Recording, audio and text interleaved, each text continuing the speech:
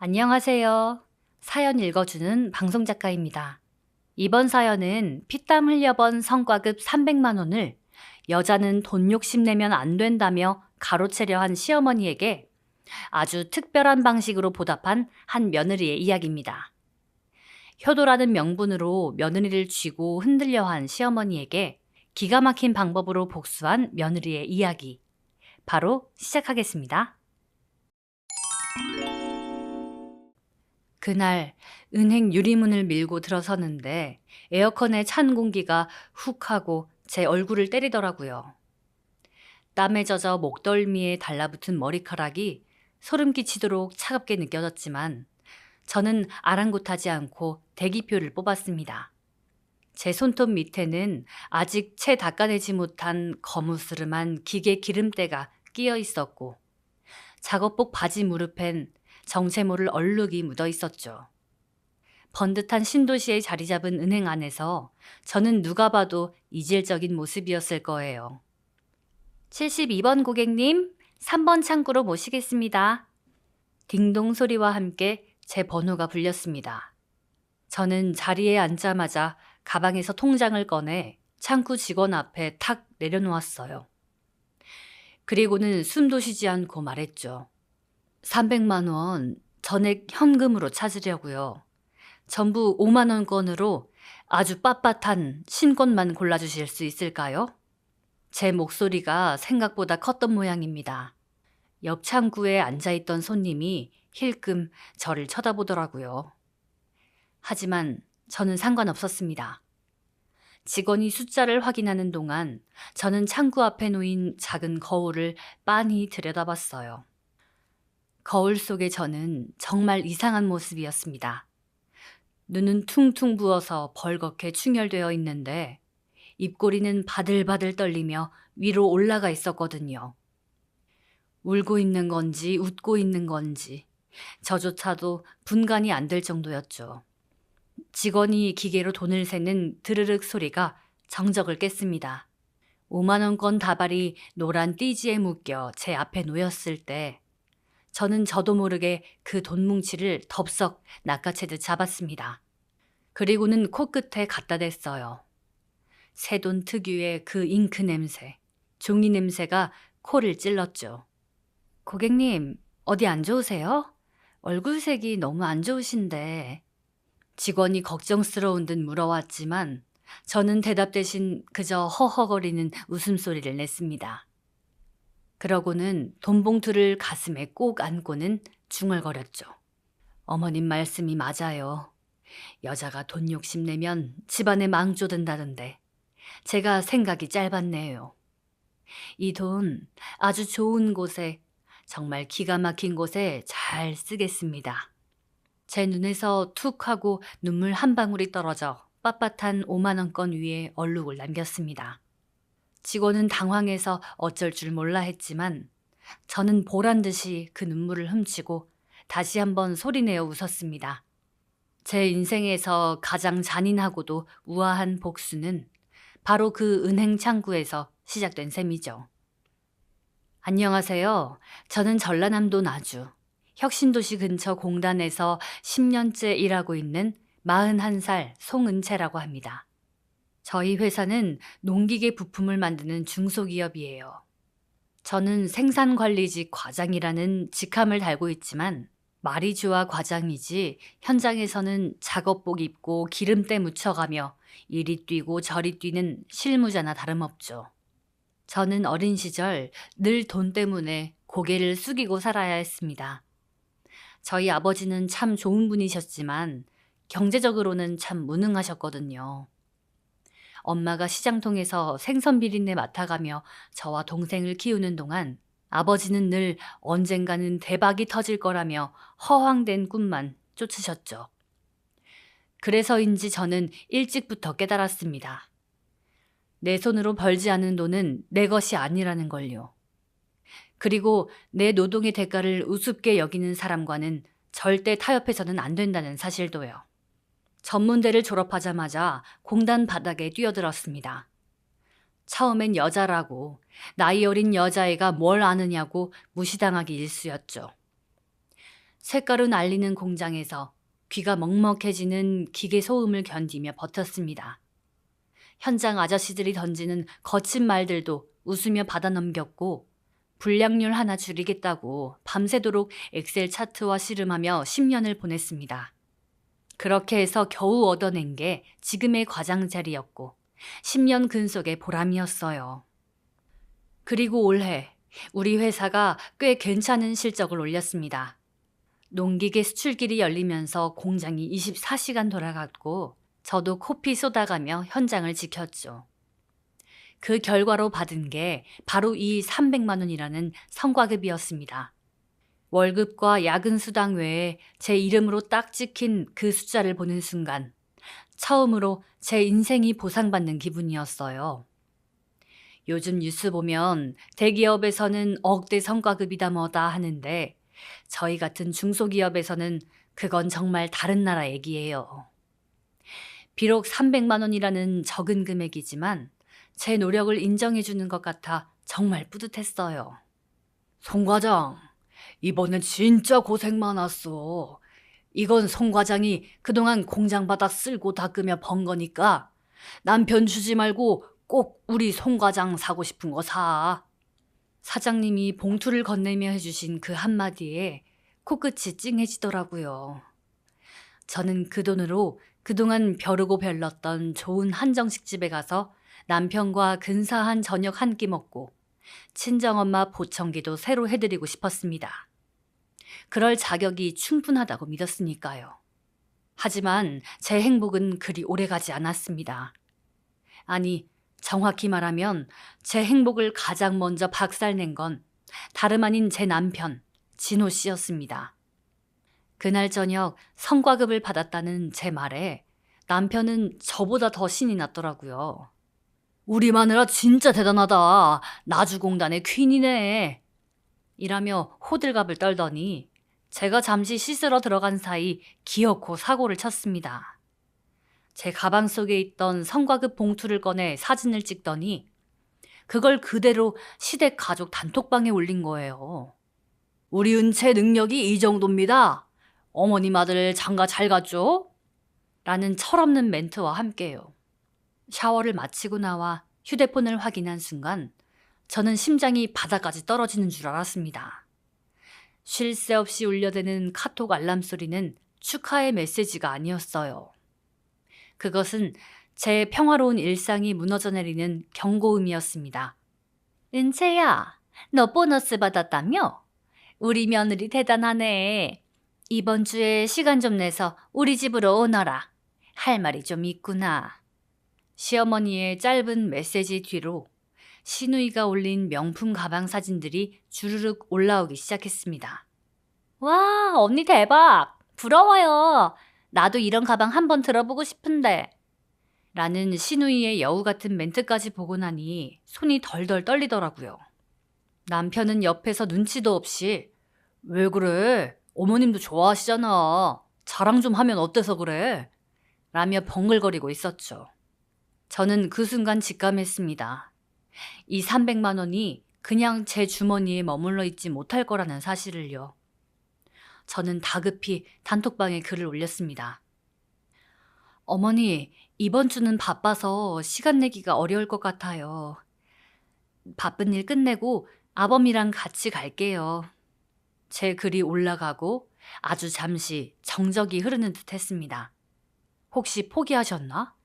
하는 희망을 가질 때쯤 장문의 카톡이 톡 하고 올라오더군요. 은채야, 시어미가 부르는데 바쁘긴 뭐가 바쁘니? 내가 노파심에 한마디 하마. 옛말에 여자가 큰돈 주고 돈 욕심 부리면 집안에 망조든다고 했다. 네가 원래도 기가 센 편인데 그 돈까지 네가 꽉 쥐고 있으면 우리 진호 기가 꺾여서 앞길이 막히는 법이야. 들어온 돈은 제때 순리대로 흘려보내야 애군을 막는 거다. 딴소리 말고 이번 주말에 시간 내서 와라. 다 너희들 잘 되라고 하는 소리니까. 시어머니의 카톡을 받고 저는 밤새 한숨도 못 잤습니다. 침대에 누웠는데 천장에 300만 원이라는 숫자가 둥둥 떠다니는 것 같더라고요. 아니, 정확히 말하면 그 300만 원을 어떻게든 뜯어내려고 입을 벌리고 있는 시댁 식구들의 얼굴이 보였다고 하는 게 맞겠네요. 곁에서 세상 모르고 코까지 골며 자는 남편을 보는데 어휴, 정말 있는 힘껏 코를 비틀어 뜯어버리고 싶은 마음을 참느라 혼났습니다. 1년 전 제가 그 공장 먼지 구덩이에서 처음 성과급 소식을 들었을 때로 돌아가 볼게요. 그때 저희 공장은 정말 전쟁터가 따로 없었거든요. 나주 평야에 들어서는 트랙터랑 이양기 부품을 맞추느라 현장 직원들은 다들 눈에 불을 켜고 있었죠.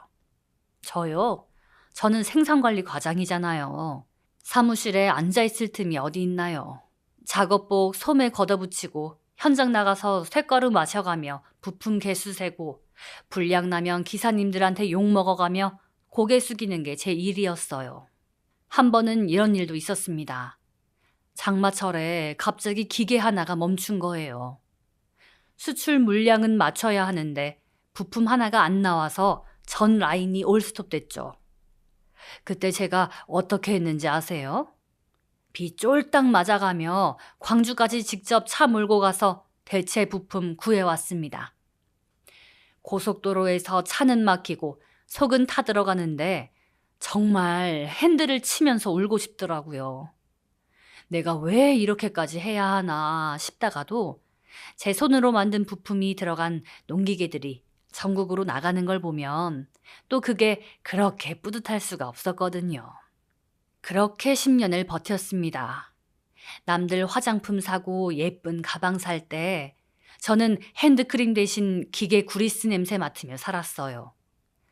제 손등 보면 다들 놀라실 거예요. 40대 초반 여자 손이라고는 믿기지 않을 만큼 거칠고 여기저기 작은 흉터가 가득하거든요. 날카로운 함석판에 긁히고 뜨거운 용접 열기에 데인 자국들이죠. 제가 받은 300만 원은 그냥 꽁돈이 아니에요. 제 10년의 인내고 제 젊음의 보상이고 제가 이 험한 공단 바닥에서 송은채라는 이름을 지켜낸 증거였습니다. 그런데 그 피 같은 돈을 남편 진호 씨는 손가락 몇 번 까딱해서 공공재로 만들어버린 겁니다. 다음날 아침 아무 일도 없었다는 듯 시래기국에 밥 말아서 우걱우걱 참 맛있게 처먹는 남편 얼굴을 보니 속에서 천불이 올라왔습니다. 진호 씨, 내 성과급을 왜 허락도 없이 카톡에 올려요? 이건 내 개인적인 돈이잖아요. 우리 엄마 보청기도 해드려야 하고 당신이랑 맛있는 것도 먹으려고 했는데. 제가 참다 못해 한마디 하니까 남편은 오히려 제가 속이 좁다는 듯이 쳐다보는 거 있죠? 에이, 은채야, 당신 왜 그래? 가족끼리 좋은 일 있으면 공유도 하고 그러는 거지. 그리고 지영이가 가방 갖고 싶다는 건 그냥 농담으로 한 소리겠지. 당신 너무 예민하다. 우리 엄마도 당신 기특해서 부르시는 건데 왜 얼굴을 찌푸리고 그래? 농담이라고요? 저는 지영이를 5년 넘게 봐왔습니다. 지영이는 농담으로 그런 말을 할 애가 아니에요. 백화점 카탈로그까지 캡처해서 올린 게 어떻게 농담입니까? 제가 아무 말 없이 입술을 깨물고 있자 남편은 제 어깨를 툭툭 치며 말하더군요. 좋게 생각해. 당신이 돈 잘 버니까 어머님도 당신 무시 못 하시잖아. 내일 가서 어머님한테 용돈 좀 드리고 지영이 가방은 적당한 걸로 하나 해주자. 그럼 집안 분위기도 살고 얼마나 좋아. 아니, 그런데 쓰려고 돈 버는 거 아니야? 그런데 쓰려고 버는 돈이라고요? 참, 속도 좁은 남편의 그 말에 기가 차서 헛웃음이 나왔습니다. 자기가 쇳가루 마셔본 적이 있나요? 자기가 현장에서 아저씨들한테 욕을 먹어봤나요? 본인은 공무원이라고 사무실에 앉아서 서류나 만지니까 돈 버는 게 그렇게 쉬워 보이는 걸까요? 제가 번 돈을 왜 본인이 생색내며 여기저기 뿌리려고 하는지 정말 이해할 수가 없었습니다. 그날 밤 피곤한 몸으로 잠자리에 들렸는데 제 휴대폰이 미친 듯이 진동하기 시작했습니다. 시어머니의 전화였죠. 은채야, 자니? 아니, 잠이 오니? 너 돈 벌었다는 소식에 나는 기뻐서 잠이 안 온다, 얘. 시어머니의 목소리는 유난히 달콤했습니다. 평소에는 전화 한 통 먼저 하는 법이 없던 분이 목소리에 설탕을 발라놓은 듯 우리 은채, 우리 복덩이 하며 저를 불러대시더군요. 그 가식적인 다정함이 더 소름 돋았습니다. 어머님, 늦은 시간에 웬일이세요? 웬일은 너 고생한 거 생각하니까 시어머니인 내가 가만히 있을 수가 있어야지. 내가 오늘 시장 가서 씨암탉 한 마리 잡아놨다. 내일 일 끝나고 아범이랑 꼭 들러라. 아, 그리고 지영이도 온다니까 같이 저녁 먹자꾸나. 시장 가서 닭을 잡았다는 말씀에 저는 실소가 터져 나왔습니다. 평소에 저희가 가면 배달 음식이나 시켜주시던 분이 씨암탉이라니요. 그 닭 한 마리 값에 수십 배, 수백 배를 제 주머니에서 털어갈 준비가 끝났다는 선전포고처럼 들렸습니다. 전화를 끊고 거울을 보니 제 눈 밑에 다크서클이 내려앉아 있더라고요. 하지만 그 피곤함보다 더 강하게 차오르는 건 오기였습니다. 그래, 닭 한 마리 잡아놓고 기다리신다 이거지? 그럼 저도 빈손으로 갈 수는 없죠. 다음 날 저는 출근해서 평소보다 더 열심히 일했습니다. 창고 정리도 하고 미뤄뒀던 전산 작업도 다 끝냈죠. 퇴근 무렵 회사를 나오는데 노을이 지고 있었습니다. 붉게 물든 하늘을 보며 저는 입술을 꽉 깨물었어요. 시어머니는 제가 고분고분하게 돈 봉투를 내밀 거라고 생각하시겠죠? 시누이는 그 돈으로 자기 어깨에 맬 명품 가방을 고르고 있겠고요. 하지만 제 계획은 달랐습니다. 그분들이 말하는 여자의 도리, 가족의 화목이라는 게 얼마나 무거운 대가를 치러야 하는 것인지 똑똑히 보여주고 싶었습니다. 은채야, 준비 다 됐어? 엄마가 벌써 3번이나 전화하셨어. 빨리 가자. 퇴근해서 돌아온 남편이 제 팔을 잡아 끌었습니다. 본인은 이미 효자가 된 양 들떠서 콧노래까지 흥얼거리더군요. 저는 아무 말 없이 가방을 챙겼습니다. 그 가방 속에는 빳빳한 신권 300만 원과 함께 제가 밤새 고민하며 준비한 비밀 병기가 들어있었죠. 차를 타고 시댁으로 향하는 내내 남편은 옆에서 어머님한테 용돈 드릴 때 내가 옆에서 거들어줄게. 당신 체면 좀 서게 말이야. 라며 헛소리를 늘어놓았습니다. 저는 창밖으로 빠르게 지나가는 나주의 풍경을 보며 생각했습니다. 아니나 다를까. 시댁 아파트 입구에 들어서자마자 제 휴대폰 알람이 다시 울리더군요. 이번엔 시누이 지영이었습니다. 가방 사진 하나가 톡으로 날라왔습니다. 언니, 나 이거 사주면 내가 언니 얼굴 볼 때마다 내가 절할게. 그 뻔뻔한 메시지를 보며 저는 처음으로 소리내어 웃었습니다. 지영아, 네가 절을 해야 할 사람은 내가 아닐 텐데.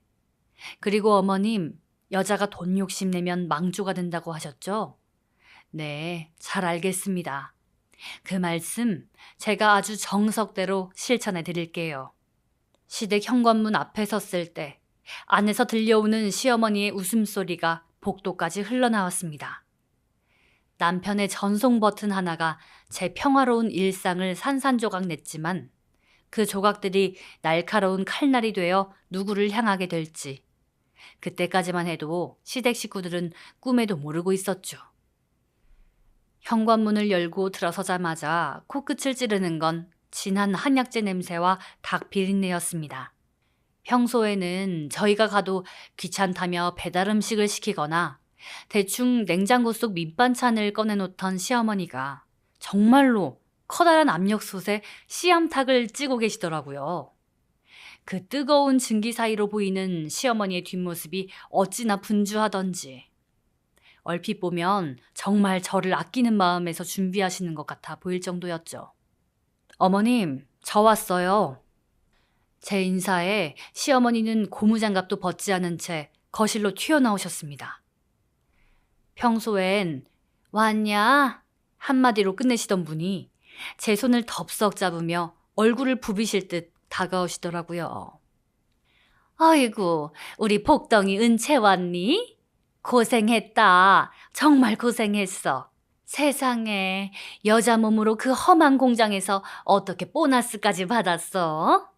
내가 오늘 동네방네 우리 며느리 자랑하느라 입이 다 아프다니까. 그 다정한 목소리가 왜 그렇게 소름 돋게 들리던지요. 제 손을 잡은 시어머니의 손은 축축하고 뜨거웠습니다. 저는 억지 미소를 지으며 거실로 눈길을 돌렸습니다. 그곳엔 시누이 지영이가 벌써 와서 소파에 거만하게 기대 앉아 있더라고요. 제 남편은 눈치도 없이 지영아, 너 언니한테 인사 안 해? 완전 능력자 언니잖아. 하며 분위기를 띄우고 있었고요. 지영이는 인사 대신 제 눈을 빤히 쳐다보더니 무릎 위에 올려둔 태블릿 PC 화면을 저에게 휙 돌렸습니다. 거기엔 어제 톡으로 보내왔던 그 명품 브랜드의 공식 홈페이지가 띄어져 있었죠. 언니, 이거 봐요. 제가 오늘 매장 전화해보니까 딱 한 개 남았대요. 이거 사주면 나 진짜 언니 평생 은인으로 모실게요. 어때요? 언니 정도 능력 되면 이 정도는 껌값이잖아. 시누이의 말투는 부탁이 아니라 당연히 받아야 할 권리를 주장하는 사람 같았습니다. 300만 원이라는 돈이 제 10년의 고혈이라는 사실은 안중에도 없는 듯했죠. 지영이는 대학 졸업 후에도 제대로 된 직장 한 번 안 다니고 시어머니 용돈으로 명품 신상이나 쫓아다니던 애였습니다. 그런 애가 제가 먼지 마셔가며 번 돈으로 가방을 사달라고 웃으며 말하는 걸 보니 가슴 깊은 곳에서 뜨거운 것이 울컥하고 치밀어 올랐습니다.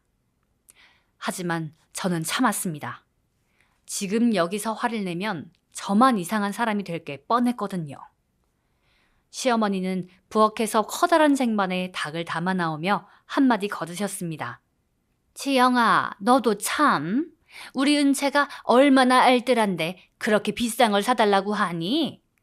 근데 은채야, 지영이 말도 아주 틀린 건 아니야. 사람이 말이다. 들어올 돈이 있으면 나갈 돈도 있어야 그 다음 복이 들어오는 법이거든. 드디어 본론이 시작된 겁니다. 시어머니는 닭다리 하나를 뚝 떼어 제 앞접시에 놓아주며 본격적으로 명분을 쌓기 시작하셨습니다. 너도 알다시피 내가 젊을 때 우리 시어머니 밑에서 얼마나 혹독하게 살았니? 그때 우리 시어머님은 내가 10원짜리 하나 마음대로 못 쓰게 하셨어. 여자가 기가 세면 집안이 망한다고, 돈을 쥐고 있으면 남편 눈을 다 갉아먹는다고 하셨지. 처음엔 나도 그게 무슨 소린가 싶었는데 살아보니 그게 다 맞는 말이더라고. 시어머니는 한숨을 길게 내쉬며 제 남편 진호 씨를 쳐다보셨습니다. 은채야, 네가 밖에서 고생하는 거 내가 왜 모르겠니? 그런데 너도 알다시피 네가 성격이 좀 보통은 아니지 않니? 기가 너무 세. 너처럼 기 센 여자가 목돈을 꽉 쥐고 있으면 우리 진호 기가 죽는 거야. 남편이 밖에서 기를 펴야 승진도 하고 돈도 더 벌어올 텐데 네가 그 성과급 300만 원을 네 통장에만 꽉 가둬두면 그게 다 독이 되는 거란다. 저는 닭고기를 씹었지만 아무 맛도 느껴지지 않았습니다. 시어머니의 논리는 너무나 정교하고 파렴치했습니다. 제가 힘들게 번 돈이 남편의 운을 막는 애군이라니요. 그걸 해결하려면 돈을 내놔야 한다는 소리를 저렇게 당당하게 하시다니 정말 혀를 내두를 정도였습니다. 어머님, 그럼 그 돈을 어떻게 하면 좋을까요? 제가 목소리를 낮추고 묻자 시어머니의 눈이 번쩍 뜨였습니다. 마치 물었다 싶은 표정이었죠.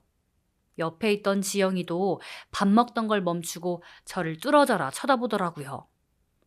어떻게 하긴? 이번 어버이날도 다가오는데 그 돈 나한테 주면 어떻겠니? 그걸로 내가 집안 필요한 데 쓰고 지영이 가방 하나 사주면 그게 다 너한테 복으로 돌아가는 거야. 시누이가 예쁜 가방 메고 다니면서 우리 새언니가 사줬다고 자랑하면 네 위신도 서고 우리 집안 기운도 확 살아나지 않겠니? 그게 바로 액땜이야, 은채야.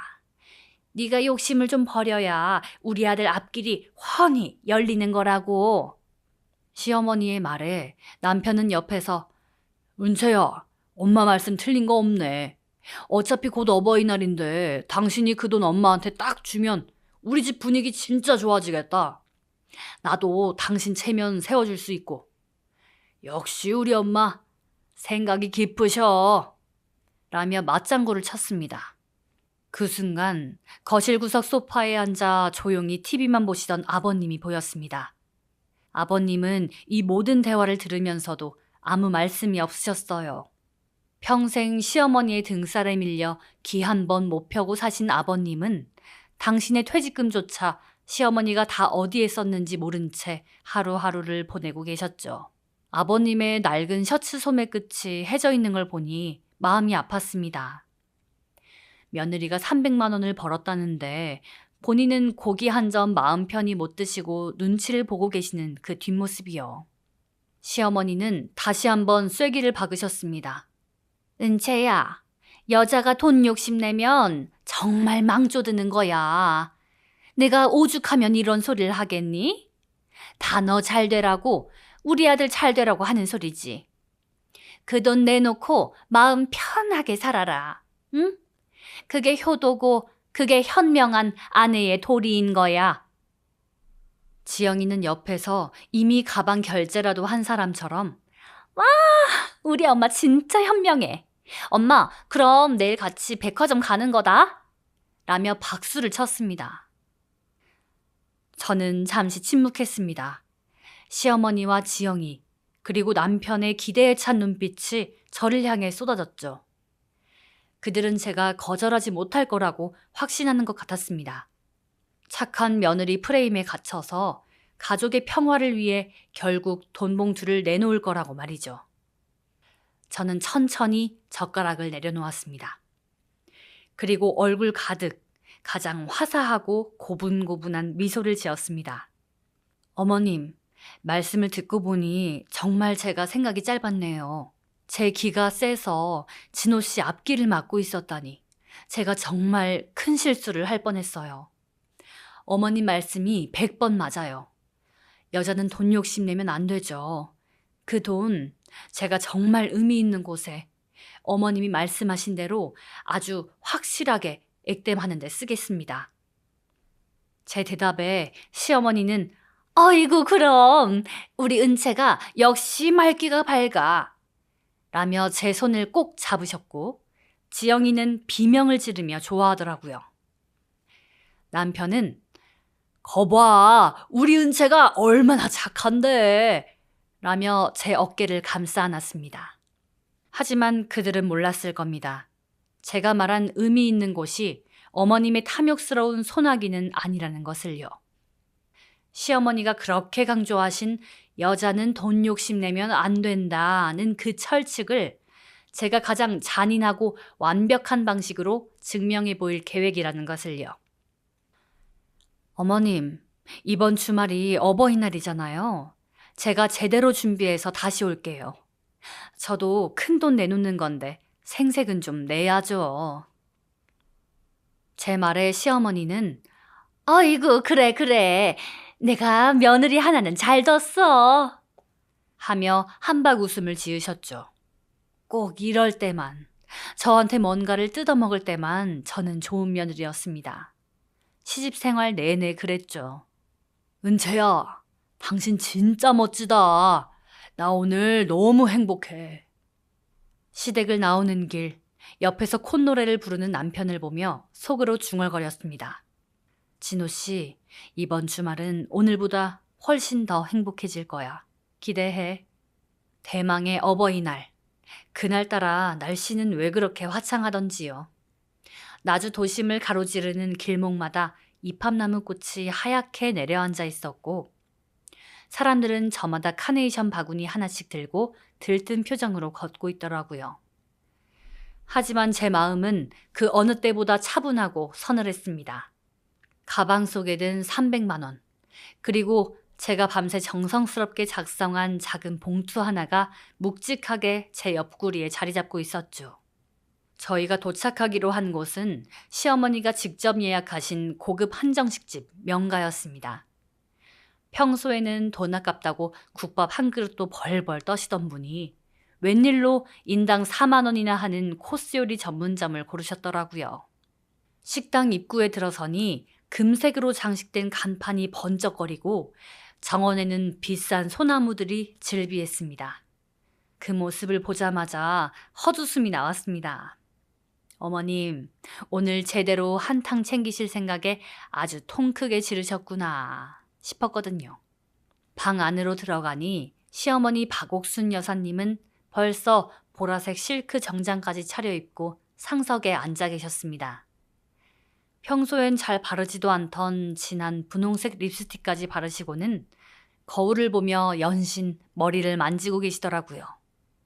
그 옆에는 시누이 지영이가 눈을 반짝이며 스마트폰 화면만 뚫어져라 쳐다보고 있었고요. 어머님, 아버님, 저희 왔어요. 제 인사에 시어머니는 기다렸다는 듯 고개를 돌리셨습니다. 아이고, 우리 복덩이 왔니? 얼른 앉아라. 오늘은 네가 주인공이니까 내 옆자리 비워놨다. 주인공이라니요. 평소엔 구석자리에 앉아 물 따르고 수저놓기 바빴던 저를 상석 바로 옆으로 부르시는 걸 보고 남편 진호 씨는 눈치도 없이 제 등을 떠밀었습니다. 거봐, 은채야. 엄마가 너 얼마나 생각하시는지 알겠지? 오늘 기분 좋게 먹자. 자리에 앉자마자 음식이 나오기 시작했습니다. 전복장부터 한우 육회, 신선로까지 끝도 없이 깔리더라고요. 그런데 가관인 건 시누이 지영이의 태도였습니다. 지영이는 젓가락질을 하는 내내 제 눈치를 살살 보더니 은근슬쩍 스마트폰을 제 쪽으로 밀어넣더군요.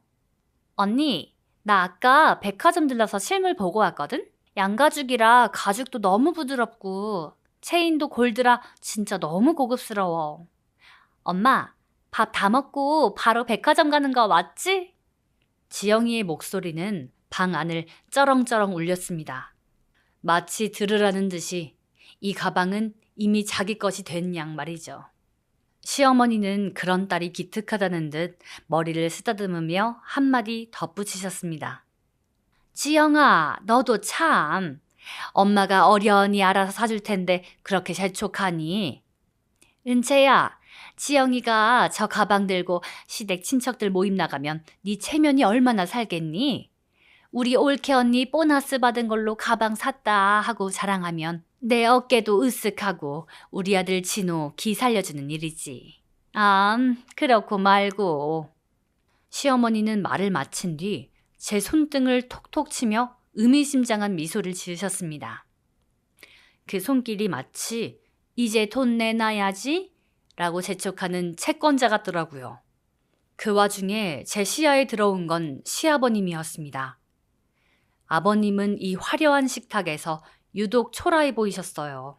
평소 시어머니가 돈을 쥐고 흔드느라 비상금은커녕 친구들 만나 커피 한 잔 마실 돈도 눈치 보며 타쓰시던 분이셨죠.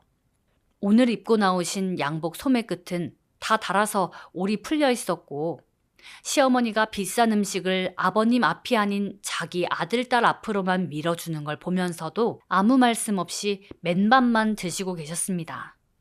아버님, 고기 좀 드세요. 여기 갈비찜이 부드럽네요.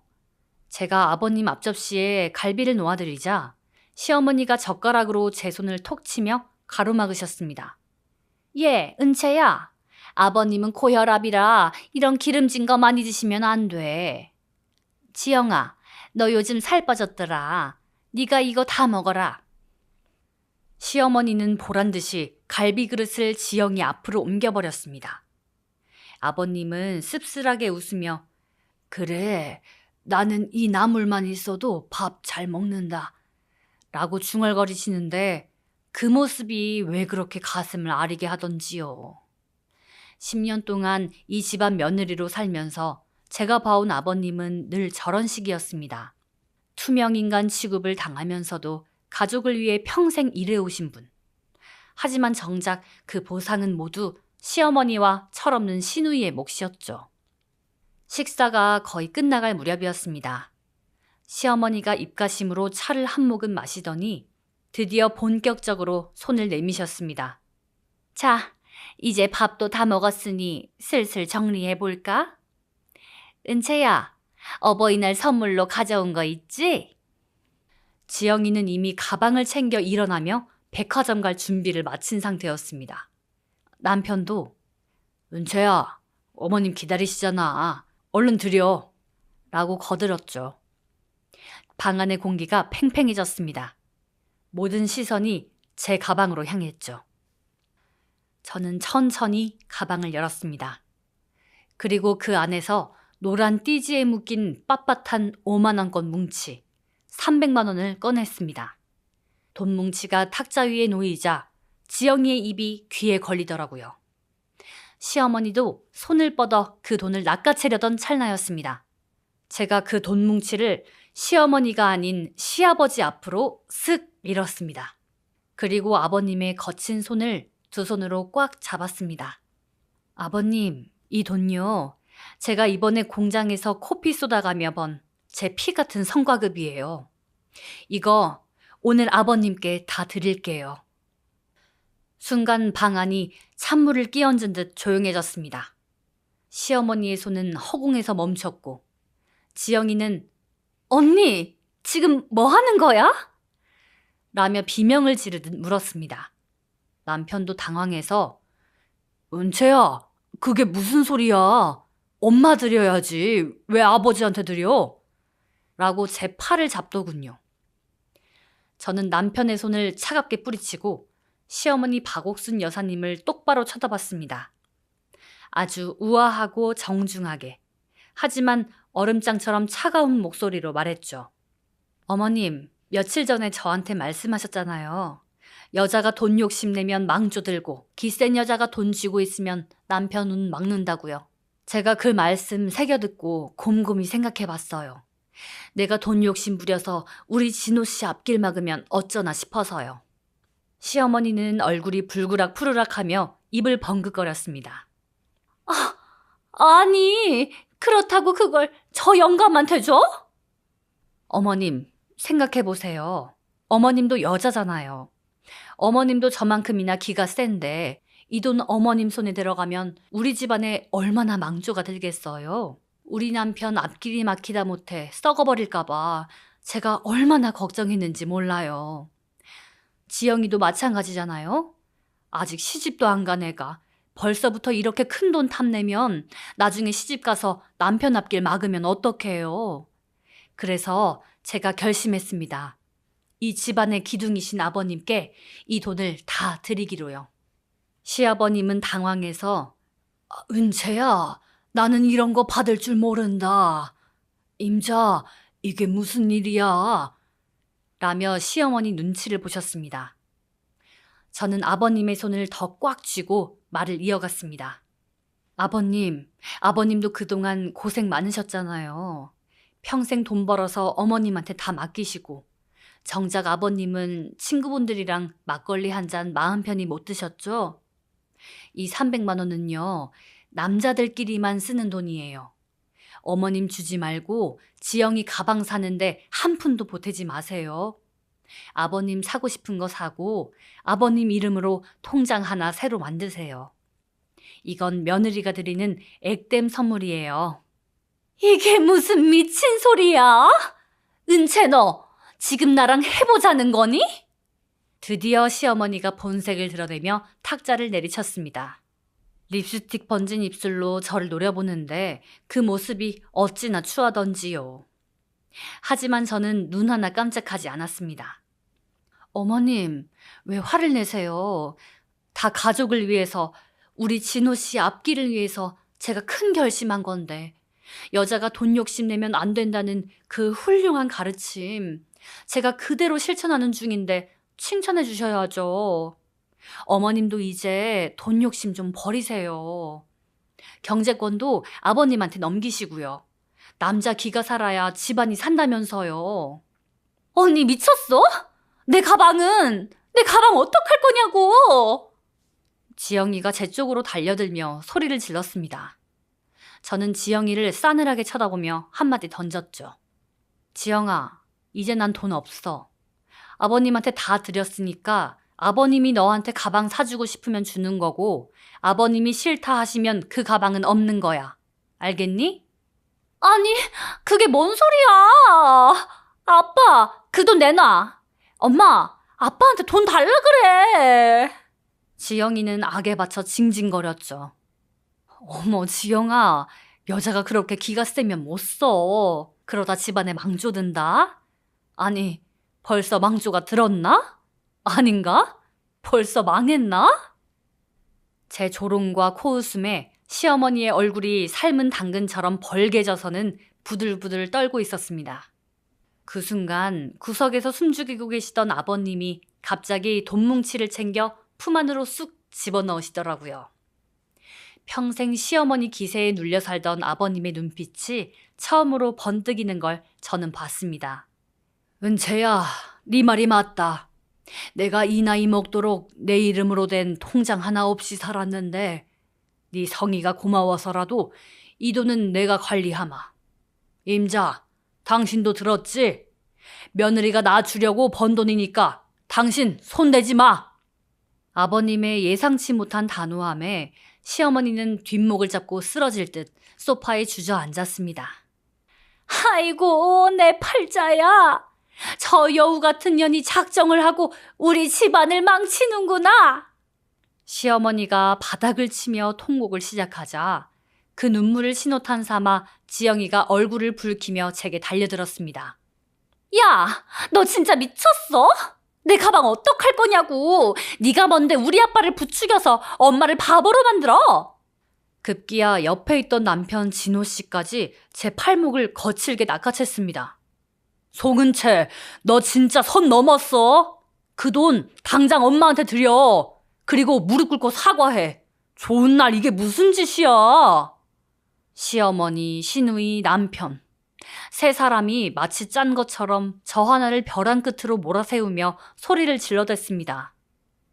제가 입을 열기도 전에 시어머니가 탁자를 짚고 비틀비틀 일어나더니 제 뺨을 향해 손을 치켜들었습니다. 이 발칙한 것!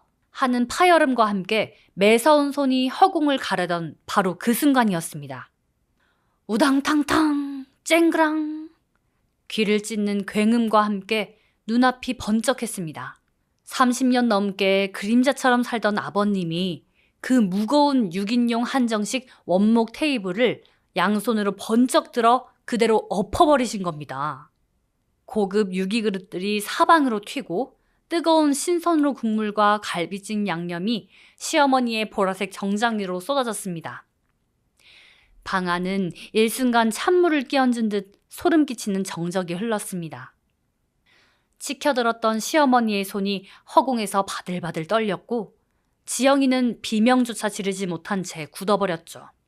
제 팔을 꽉 잡고 있던 남편도 얼이 빠진 사람처럼 멍하니 아버님을 쳐다보았습니다. 아버님의 두 눈은 무섭게 핏발이 서 있었고 목에는 굵은 핏대가 선명하게 솟아 있었습니다. 이런 빌어먹을 여편네가 미쳤나? 어디 남의 집 귀한 딸한테 손찌검이야? 아버님의 벼락 같은 호통에 식당 유리창이 다 흔들리는 것 같았습니다. 여자가 돈 욕심내면 망조든다고? 그래, 니년이 평생 내 월급 통장 쥐고 흔들면서 망쳐놓은 내 인생은 어쩔 건데? 뼈 빠지게 일해서 갖다 바쳤더니 남편은 다 떨어진 옷이나 입히고 지 백수 딸년 명품 쪼가리를 사다 바쳐? 이제는 며느리가 쇳가루 마셔가며 벌어온 피 같은 돈까지 뺏으려 들어? 이 악독한 것들! 여보, 당신 미쳤어요? 왜 이래요, 갑자기?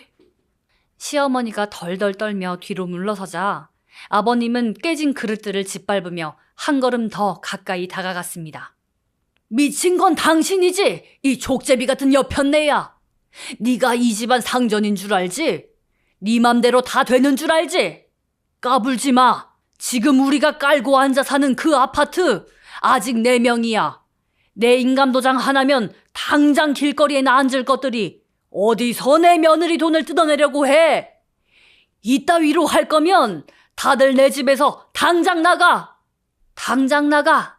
라는 그 피 끓는 마지막 한마디에 시어머니는 다리가 풀려 엎어진 테이블 잔해 위로 털썩 주저앉았습니다.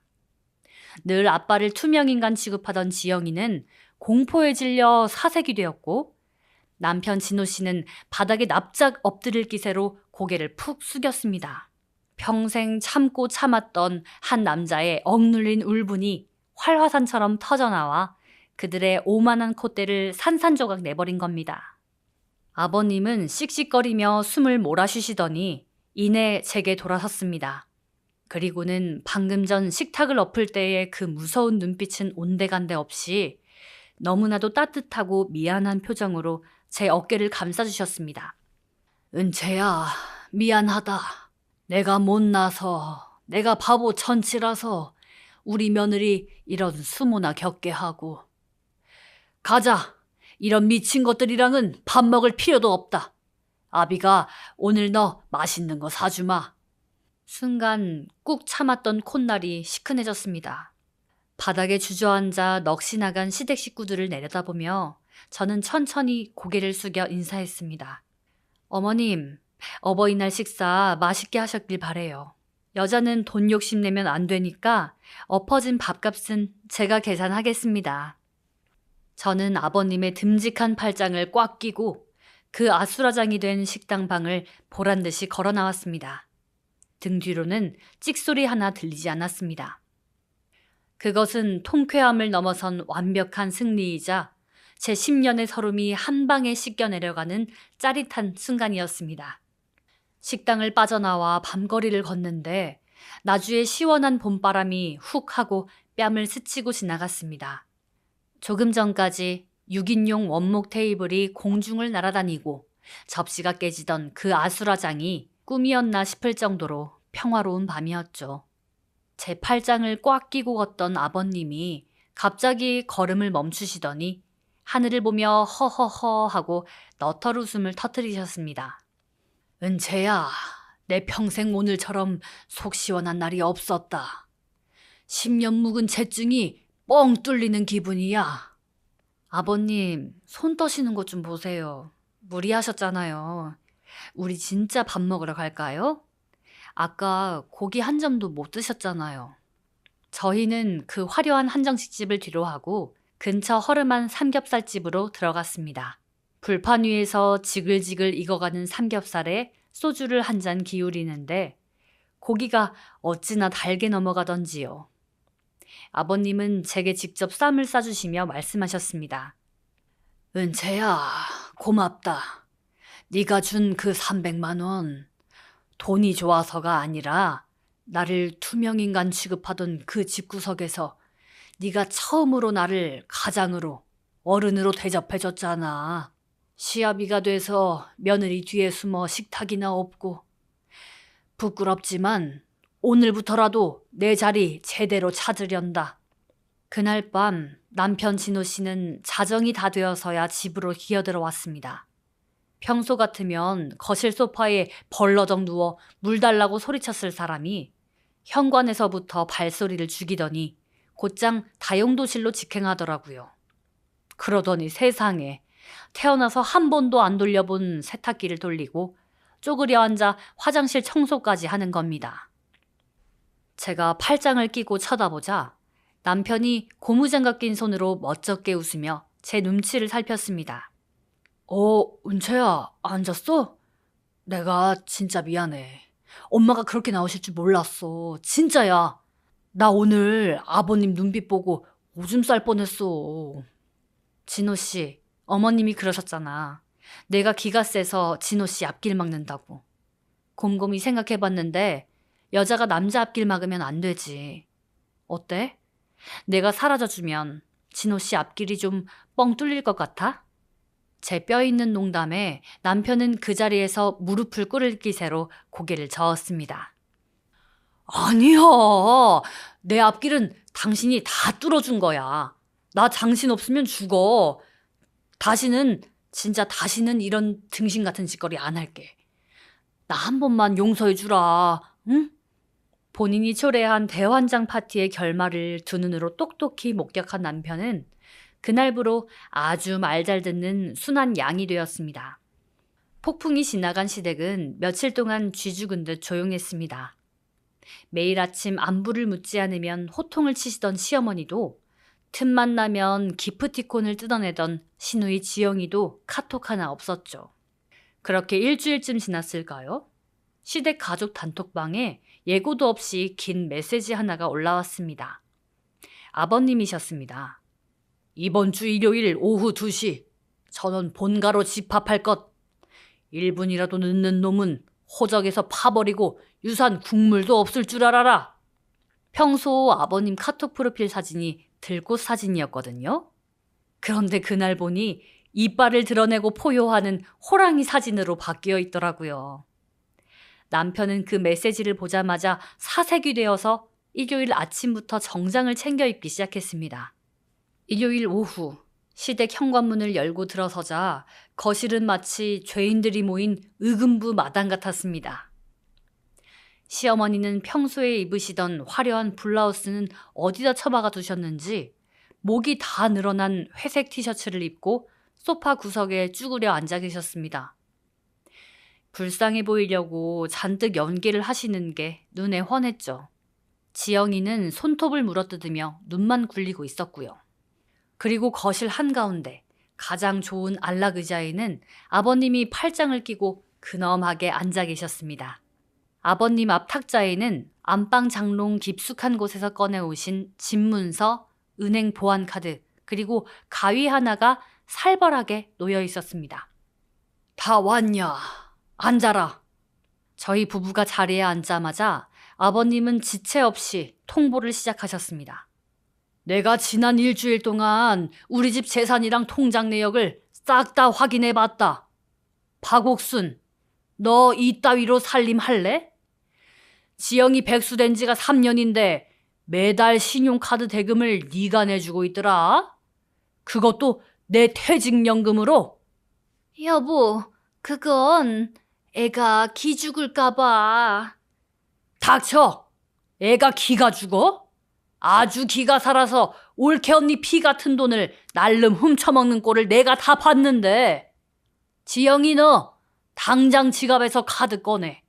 내 명의로 된 가족카드 다 올려놔.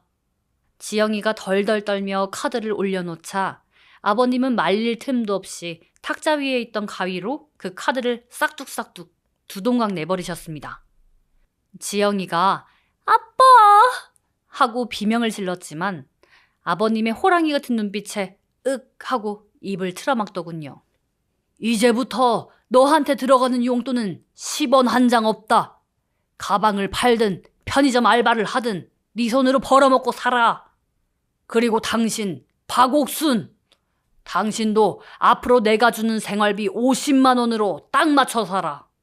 모자라면 파출부 나가서 벌어 쓰던가. 평생 집안의 여왕벌처럼 군림하던 시어머니의 얼굴이 흑빛으로 변했습니다.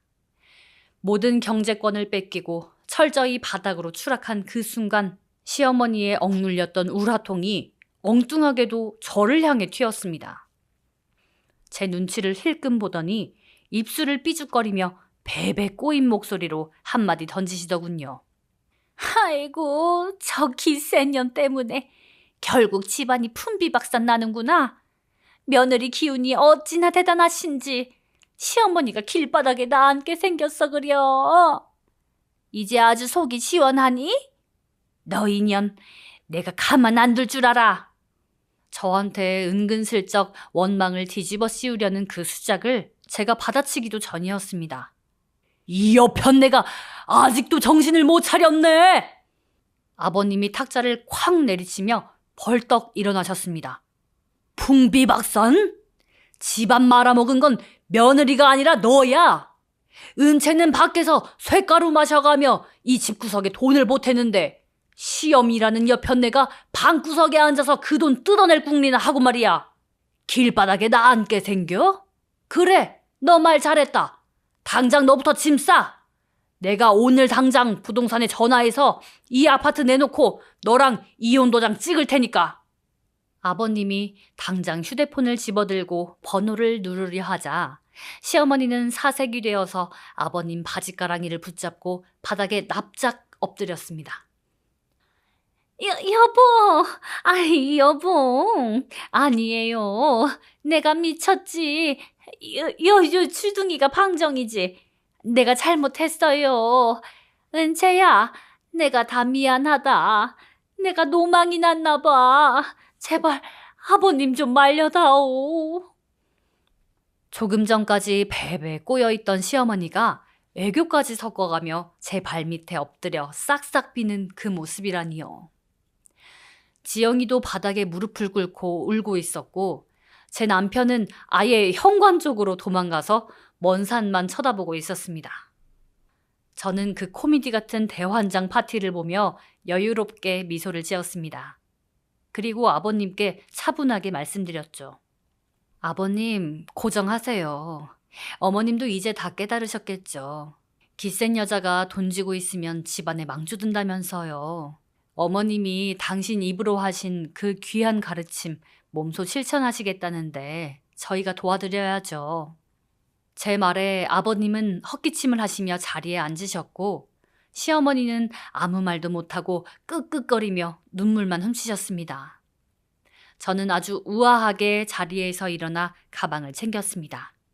어머님, 저 먼저 가볼게요. 앞으로는 아버님 말씀 잘 들으시고 돈 욕심내지 마세요. 아시겠죠? 그날 이후 저희 집안의 서열은 완벽하게 재편되었습니다.